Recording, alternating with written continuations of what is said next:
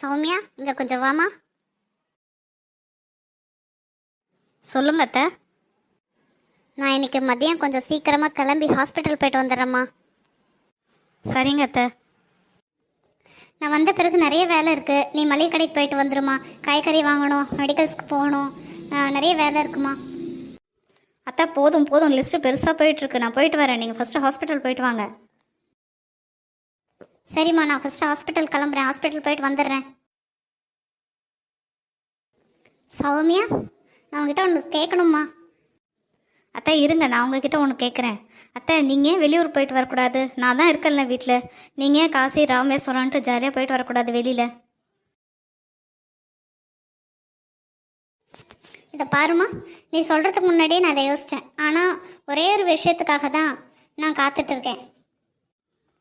என்ன விஷயத்த? வேறு ஒன்றும் இல்லை. என் பிள்ளைக்கே கல்யாணம் ஆகிடுச்சு. நல்லபடியாக கல்யாணம் பண்ணி வச்சிட்டேன். அப்புறம் என் பேர பிள்ளைய கண்ணால் பார்த்துட்டா அப்புறம் நான் நிம்மதியாக கோயில் குளம்னு சுத்த போயிடுவேன். சரிங்க அத்தை, நீங்கள் சொல்கிறதும் சரிதான். சாமியா, கொஞ்சம் தண்ணி எடுத்துகிட்டு வாமா. இதோ வரேன் அத்தை. சொல்லுங்க அத்தை. கொஞ்சம் தண்ணி எடுத்துகிட்டு வாமா, ஒரே தாகமாக இருக்குது. உன் பையன் கூட விளையாடி விளையாடி எனக்கு ரொம்ப கலப்பாக இருக்குது.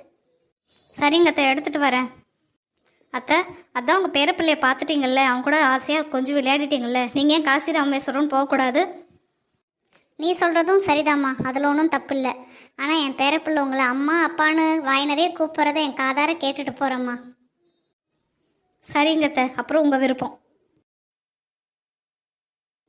சௌமியா, இதோ வரேன் அத்தை, இருங்க அத்தை. சொல்லுங்க அத்தை, ஏன் கூப்பிட்டீங்க? ஒன்றும் இல்லைம்மா, என் பேரன் வேலையை கிளம்பிட்டானாம்மா, ஆஃபீஸ் போயிட்டானா? கிளம்பிட்டான் அத்தை. நீங்கள் சொல்லுங்கள், எதுக்கு கூப்பிட்டீங்க? இல்லைம்மா, கிளம்பிட்டானா கேட்க தான் கூப்பிட்டேன், வேறு ஒன்றும் இல்லைம்மா.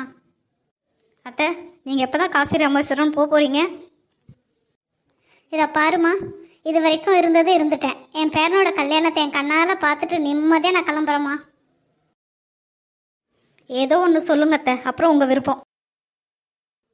அத்தை, இங்கே பாருங்கள், உங்கள் விருப்பப்படி உங்கள் பேரனை பார்த்துட்டீங்க. அவனுக்கு கல்யாணம் ஆகிடுச்சு, அவனுக்கு ஒரு பொடாட்டியும் வந்துடுச்சு.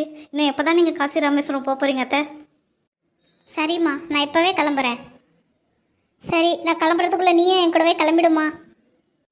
நான் எதுக்கு அத்தை உங்கள் கூட கிளம்பணும்? உனக்கும் மருமக வந்துட்டா, நீயும் மாமியார் தானே, இங்கே என்ன வேலை உனக்கு? நீ என் கூட கிளம்பு.